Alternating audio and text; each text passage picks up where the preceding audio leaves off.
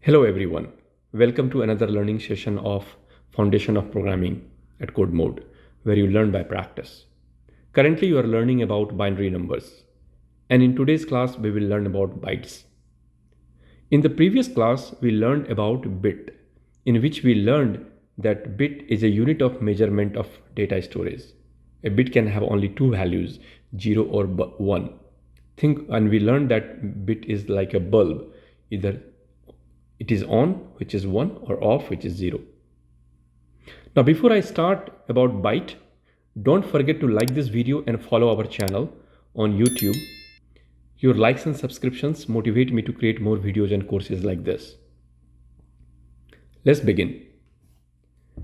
As a bit can hold only two values, bits can be combined to create a bigger value. A larger unit is referred as byte.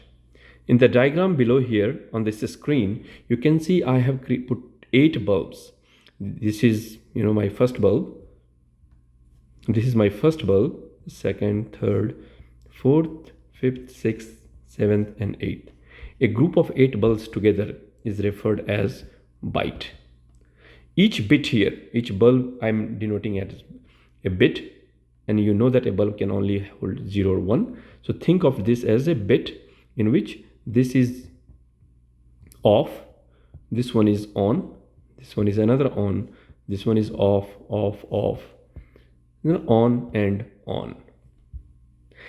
And as you can see, it's possible that a same 1 byte or 8 bulbs can have different combinations. In second case, it is possible, in another situation, it is possible that this one is on, this one is also on, this one is off and off, off, on, off and on.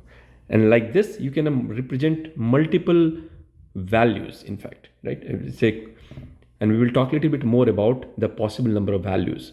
But for now, it is sufficient to understand that 8 bits make 1 byte.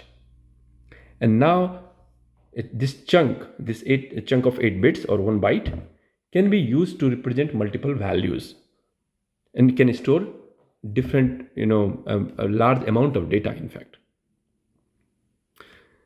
That's all in this class.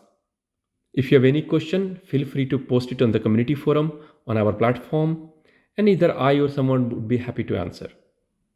Please take time to solve the quiz. It will not only make you practice, but also test your knowledge and understanding. I'll see you all in the next class. Happy learning.